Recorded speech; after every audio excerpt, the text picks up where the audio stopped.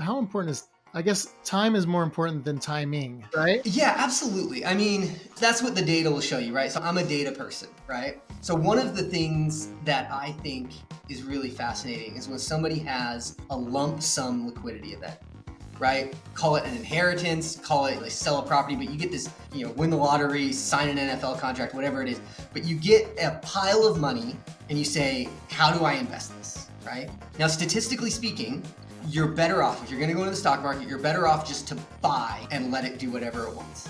Because historically speaking, the markets tend to go up, right? You are listening to the Legacy Talk podcast hosted by James A. Jones, attorney at law and founder of Sound Legacy Law, PLLC in Tacoma. Attorney Jones is here to talk about how to best protect your family, assets, and wealth, pulling stories from his more than 20 years of helping families and business owners protect their assets, create their estate plans, preserve their wealth, and plan for the future. Nobody wants to think about estate planning, but life has a way of sneaking up on you, and at any moment, something unexpected could happen that will leave you regretting not having acted sooner. So join Attorney James A. Jones in the Legacy Talk podcast and together learn how to plan for your future today and have peace of mind tomorrow.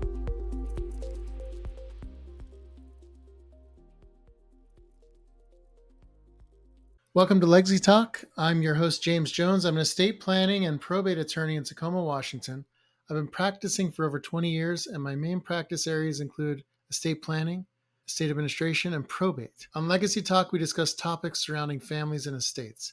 Estate planning is often a confusing and complicated topic, but my goal with this podcast is to make it understandable and accessible to those who need it. So if this is something that interests you, I'd appreciate it if you click the subscribe button and like this episode so that you can follow along as we break down the barriers to estate planning. I'm excited to get to today's topic and guest. Today's topic is commandment number 2. This is from our commandment series, of which this is the 4th, I believe, in non-sequential order. Today's topic is commandment 2, cultivating financial wisdom, responsible saving and investing. Because responsible saving and investing is a significant part of our estate plan and our legacy. So on today's show, we are talking about commandment number 2 in our commandment series. Commandment number 2, cultivating financial wisdom, responsible saving and investing. So let's get to it. Financial literacy is something that doesn't get enough attention. A real-world understanding of saving, investing, even balancing a checkbook is not something that is particularly prevalent in schools. So we are mostly on our own to figure this stuff out. Problem is, who are we supposed to trust? What information do we need to know? And will Google tell us? I know that AI is not quite the answer to this yet. I remember in my own life watching my mom write checks out at the grocery store on the little check area and fastidiously filling in the amount of the check, doing the number on the calculation on the balance so that she knew what was in there, right? I remember talking with my dad and watching my dad make investments in the stock market and otherwise, and generally talking to me about that stock market and investing. And I think the most meaningful thing that I did as a youth to help me get sort of oriented financially is to have a paper route. As soon as I was old enough, which was 10, I believe, I was a paper boy. And in those days, we did everything ourselves. I grew up in South Jersey. The paper we delivered was the Atlantic City Press. We delivered the paper 7 days a week. I delivered the paper every 7 days a week. And after I delivered it every week, I'd go out and collect the money from my deliveries. I'd knock door to door. I'd collect the money that they owed for the paper. And then every month I would get together, it might have been every 2 weeks, I'd get together with the supervisor, the adult supervisor, whose job it was to manage these paper boys, and we'd reconcile the numbers. So I'd give the amount that I had to give to the paper and I'd get the rest. And so if I didn't collect enough money, I'd lose that money. If I collected the perfect amount of money, the right exact amount of money, I get exactly what I was supposed to get. And so I really was taught in that exercise that money is worth something, right? And that you have to work for it. And that if I don't do as well as I could, or my best job, which would be to collect 100%, I don't get paid as much money as I should. And I had these people that owed me money, and they owed, and I'd go back and back with my ring of cards that showed who owed me money, and I was knocking on those people's door. So until I could get that money. And so that was my money I used to buy stuff and save and all these things. So learning to run my own small business as a 10, 11-year-old really sort of helped me in the real world later, right? But not everybody has those opportunities. And not to say that I'm a financial expert because of it, I'm not. It's important, though. I do know that we sort of impart this to the younger generation. So that's why I thought it would be a good idea today to talk about cultivating this financial wisdom in the population at large and for our kids and grandkids and those that we mentor. So, how do we do that? Is one thing we want to talk about. When do we start? And what age do we start talking about this kind of stuff with our kids and grandkids? And we'll also talk today about some investment concepts or financial concepts that relate to the investment world that are important to consider as we build our own wealth. And I've got a guest on today's episode, Brock Bennion of Kimball Creek Partners here in Tacoma. He's got a PhD in immunology from Washington University in St. Louis. And as a scientist, it's interesting. As a scientist, Brock enjoyed exploring complex systems and finding solutions to biological mysteries. Now he takes a scientific approach to financial stewardship, and he applies his experience unraveling difficult problems to simplify and streamline the client experience. So his goal is to understand what is most important to clients and together build robust strategies that aim to deliver results and work toward goals. All right. Again, we're joined today by Brock Bennion, who's a wealth strategist at Kimball Creek Partners here in Tacoma. Hey, Brock, thanks for being on today's episode of Legacy Talk. James, I'm excited to be here. Thanks for having me. So we've known each other a little bit. We've gone to lunch. I did your podcast a while ago. That was a great episode. Meaningful Dividends is a great name. Probably better than Legacy Talk. But yeah, check his podcast out. We'll put the link on the show notes later. But yeah, tell us about yourself. So how did you get into financial planning? You sort of did a non-traditional route into that industry. Yeah. I mean, oh my goodness. I mean, the short answer is the family business. I'm partnered with my dad here in Tacoma. A lot of people will ask, what's it like working for family? And for me, it's great. I have a great relationship with my dad. I usually call him in the morning on the way to work. We talk all day at work, and I'll call him on the way home when I think of something new. So that's been great. But the longer answer is that I love business. I love starting business. I think entrepreneurship, watching people grow companies is like the coolest spectator sport that could ever be invented. So I was the kid that sold eggs to the neighbors, car wash business, mowed lawns. There was always something. And so when I went to college, I thought I'd be a doctor, do the responsible thing. Did a lot of research as part of that, but ended up getting involved in startups and kind of started a company and thought maybe this will be my future. And when that fell apart, I kind of looked back and thought, well, how could I have been better? And since it was a science-heavy startup, I thought, well, let's go do PhD, no more science, and then I'll be a better founder for a business someday. Yeah, try again. But ended up loving research, loved my PhD experience. But at that point, I remember vividly I had 2 kids, and I looked around. It was really hard to envision kind of the life I wanted to lead with my family, spending lots of time with them. Science is a very demanding pursuit. And I think I'm smart, but I think, working harder for me often equates working longer. I didn't necessarily think that I wanted to work Christmas Eve and Christmas morning like I saw a lot of people having to do in that field. So I started talking to my dad and I said, hey, you never missed a baseball game. Should I be doing what you do? And he just was really great. He said, no pressure, but we have some great clients and I think we could build something special if you want to come and join us. And then sadly, his junior partner died unexpectedly right during that conversation. And so it turned from, do you want it to be you, to I need it to be somebody, and now's a good time if you did want to come in. And so made the switch a little over 4 years ago, and it's been fantastic. Been a lot of fun. I still think I identify as a scientist, but I feel like I have a chance to make a real world impact today.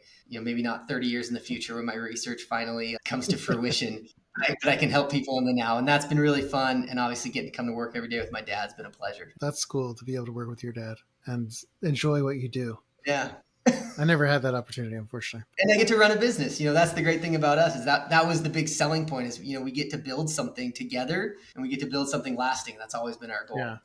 So you mentioned your entrepreneurial spirit started young, doing eggs, doing car washing, mowing the lawn and all those things. And I wanted to start our conversation. So we're going to talk more broad topics, but I wanted to start about if we're talking about imparting financial wisdom to others, right? Or to, in particular, the younger generation, like our kids and grandkids and all this down the road, right? Yeah. When do we start? What's a good way to do that? Because I mentioned in the intro on this thing, I had a paper out when I was 10 years old. As soon as I was young and old enough to get a paper out, I got one, right? And I delivered the papers. I collected all the money myself. And every month I reconciled with the adult supervisor, right? And I cut my chunk and I gave them the paper their chunk, so I'm sort of like a small business owner at 10, you know what I mean? So that sort of helps me Yeah. figure out, okay, I got to have a bank account. I've got to keep my books right and all this stuff. And you seems like you had like a similar experience like that, but where do you start with like kids and stuff about this financial Yeah. literacy? So we just went down this route. So I have 4 kids, 7, 6, baby. And we just took them all to Disney World the end of last Done month. that before. And leading up to that, I know it was actually really Yeah. fun, but it was Yeah. daunting to begin with. But one of our things was, how do we avoid I want this, like, how do we rein in the spending? I mean, we knew we were going to spend a lot. It's Disney World. But like, how do we rein that in and not make everything a fight? And we decided we were going to make the kids earn all of their souvenir money, or the 2 older kids earn all their souvenir money. And so for the 7 and 5 at the time, she just turned 6, the 7 and 5-year-old, we had them do chores. We'd give them a summer. So we had a book reading program. They had to read a book, earn $1 kind of thing. I'm big into gardening. They basically just sold the garden produce to our friends and family, neighbors. But we made them do chores, we made them work. And what was incredible was watching them learn the value of a stuffed animal or a rock or whatever it was they wanted to buy at these different places, because they'd go and they'd say, oh my goodness, I want this lightsaber or whatever it is. And they would look and say, okay, that's $60. And, they'd earned about $100 each. And for them to go, well, is that what I want? And how long did it take me to get that? And like, you could tell that they began to understand that work is what got money, and that time is what got money, and that it took effort. And watching them self-regulate on their spending. I mean, again, that's, I geek out as a financial advisor over that in general, but man, that was like the best part of going to Disney World, was watching them come to understand that a price tag wasn't that. And we even talked about, I was like, well, let's look it up on Amazon and find out what it's worth on Amazon versus what it's worth when you're at Disney World. And we go through these different kinds of things. And sometimes they decide, no, I want it now. But like those kind of discussions, that was 5 and 7. Our 3-year-old, 2, almost 3, he didn't get it. But our older kids did. And I would really encourage people, especially if you're going to Disney World, to take that on, because it was, for me, I thought, one of the most rewarding parts of the trip. That's interesting. That's a super good idea. Yeah, I have triplets, as you know. And we took them when they were not quite 2, with my oldest daughter, who was about 4 and 5 maybe, wants to Disney. Commiserate with taking 2 little kids and 2 medium-sized kids to Disneyland at the same time. And it was a lot, but especially for our 2-year-old, like the magic was alive for him. I mean, when your 2-year-old just plants himself in the Buzz Lightyear line, he's like, meet Buzz, like that kid's meeting Buzz, and you know what? It was worth it. It was great. That's the best age. That definitely is the best age.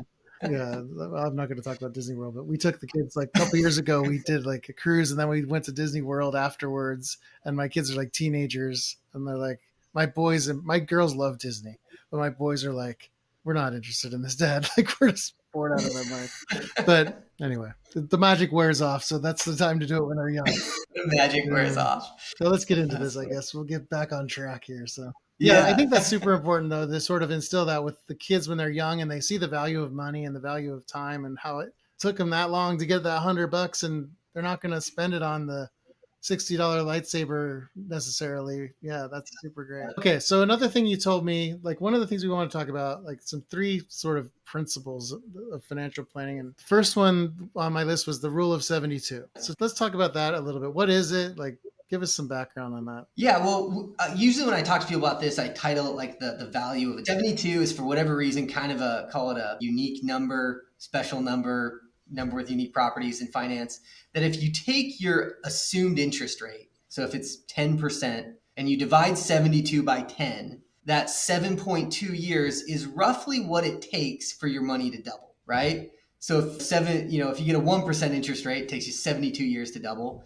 If you get an 8% interest rate, it's 9 years to double. And essentially, you only get so many doubles in your life. When you're dealing with compound with interest, it's a function of the amount of money you're getting on interest, but also the amount of time you have. And so, the power is understanding, if you start early, you get more doubles. And so just a quick math example, and if I screw up these numbers, forgive me, it's been a little bit since I should have written them out before. But if you're 20 years old, and let's say you're, again, for really simple math, we're going to say that you get a 10% interest rate.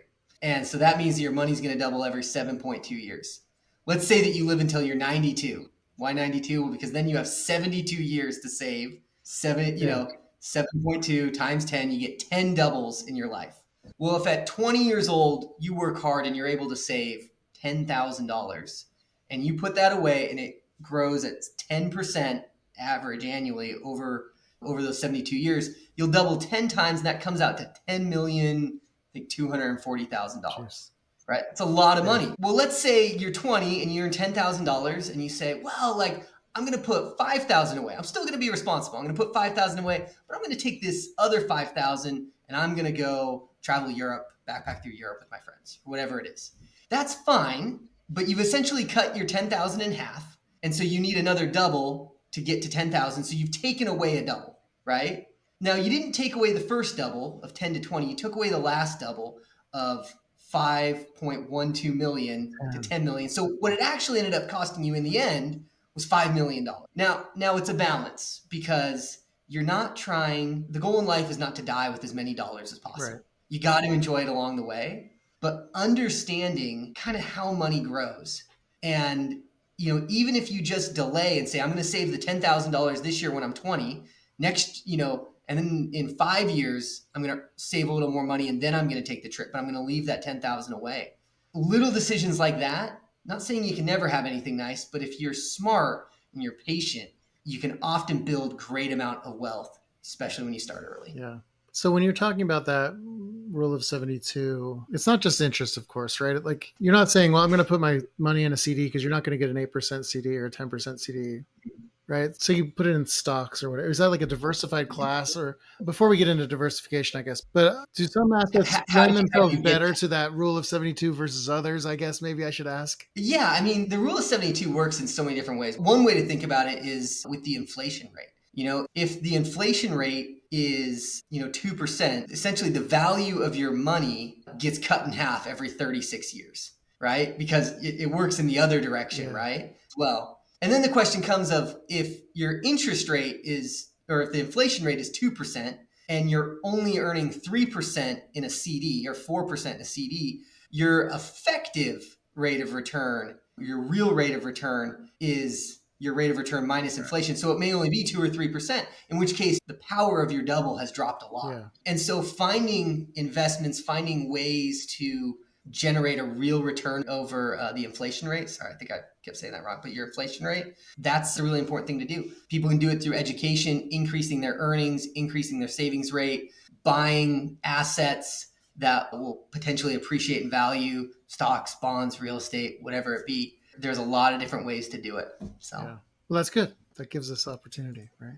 It does give us opportunity to find those things. We're always looking for that next big investment, right? Everybody wants to know. And I picked the 10% rate. If you can do 10% every year, that's fantastic. Yeah. None of that ever comes without risk. The whole reason you get paid a return on anything is because there's a risk involved. That's why you get paid. Right. The more risk, hopefully the more return, but not always. And the less risk, well, you'd expect a lower return. Finding that risk-adjusted return is the sweet spot. Yeah, interesting. Okay, so that's a good segue, actually, because the next theory you gave me, or principle, is don't be wrong, right? When you're investing, don't be wrong. How can we protect against that? Yeah, this one's really born out of my time in science, right? So as I've said, I still identify as a scientist a little more than I do as a financial advisor. And in science, no study is ever fully complete. Everything leads to something else. And to be honest, when early studies can often be your early conclusions might be wildly different than when you finally get at the truth.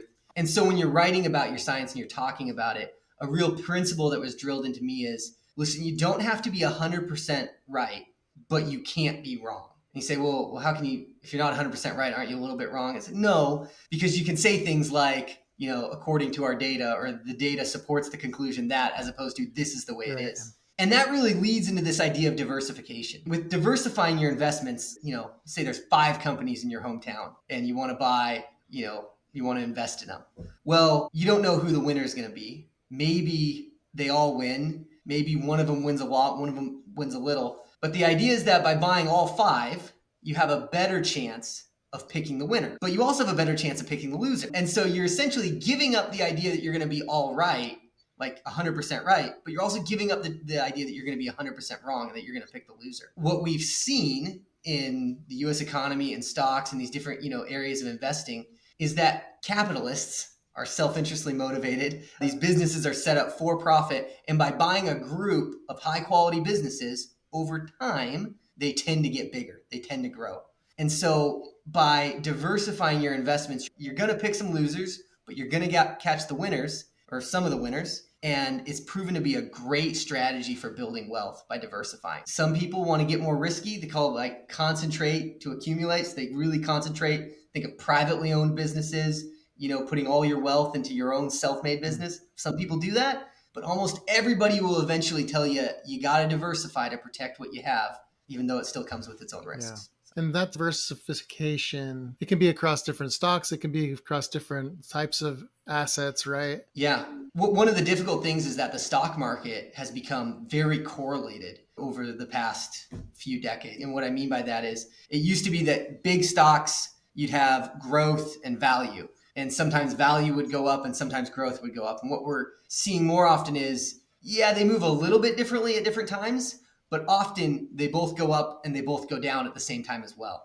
As opposed to, you might find what people would term uncorrelated assets, which are things that when one goes up, it has no bearing on what the other one does. Yeah. Having a financial plan that encompasses things that aren't tied together can be a real asset as far as protecting and solidifying your plan.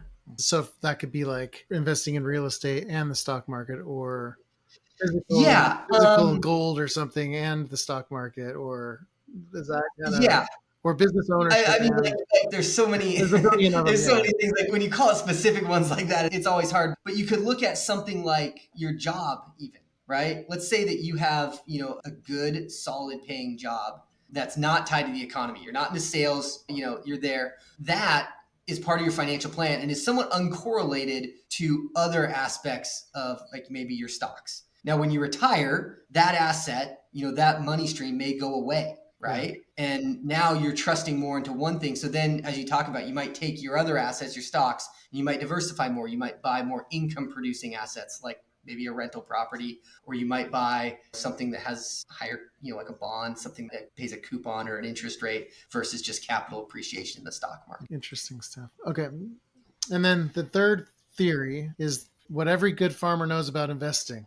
We have some farmers as clients, and farmers are just a joy to work with, I tell you, because nobody understands risk like a farmer, right? Because so much of their money, like they earn money and they take it, and then the next year they bury it in the dirt and hope it grows again. Yep. And that's what they do. And they understand this risk. And so they understand just inherently the need of diversification, these different things. But the principle that I really want to highlight in this is saving a little for next year. I love gardening, as I mentioned at the beginning of this. And, if I grow potatoes or garlic, I'm a little better at, but if I grow these kind of bulb vegetables with potatoes, if you save 1 pound of potatoes, an average yield is that you get 10 pounds of potatoes for every 1 pound that you plant. Some are a little better, some are a little worse. It's very similar in finance, that by taking a little off the table, when you earn money, if you can take that, save it for another day, and ideally plan it where it can grow, right? And then you can keep allowing that to grow and you keep adding to it and you start building, a garden. You start building something that can nourish your plan, nourish your family for long into the future because you were smart and you saved. Now, talking about kids going to Disney World, right? They didn't understand that. They wanted to sell everything that we had, right? Like they knew that they sold it, they got money today. Yeah. And that was their plan. We had to explain, you can't sell everything. Some of it needs to be saved for a future day. And that's what farmers get really well, this idea of saving a little for a rainy day. Interesting. How important is, I guess, time is more important than timing, right? Yeah, absolutely. I mean, that's what the data will show you, right? So I'm a data person, right? So one of the things that I think is really fascinating is when somebody has a lump sum liquidity event, right? Call it an inheritance, call it, they sell a property, but you get this, win the lottery, sign an NFL contract, whatever it is.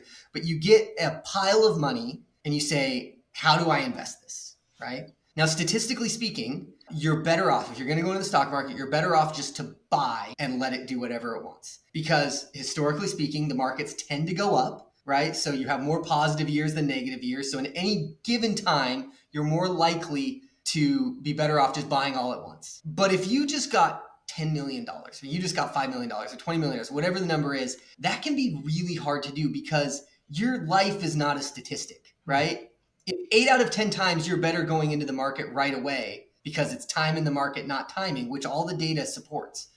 What if you're the 2 times that it's not, right? And this is your life and you don't get a chance to start over, right? And so absolutely, early on when you have a long time to go, volatility helps you. But when you're starting to get closer to, I can't screw up, be it retirement, big liquidity events that you don't anticipate happen very often, those kind of things, most people want to be a little more strategic. Might be the best way to say it. That they want to be thoughtful about how they go through it. They want to go into the market, again, maybe not looking to maximize their monetary return, but maximize their life, right? Their peace of mind, their comfort. They sit down, they have goals of what it is. And that's what makes my job so fun is, if somebody comes in and says, here's $1 million, turn it into $1 billion. I was like, are you okay if I lose it all?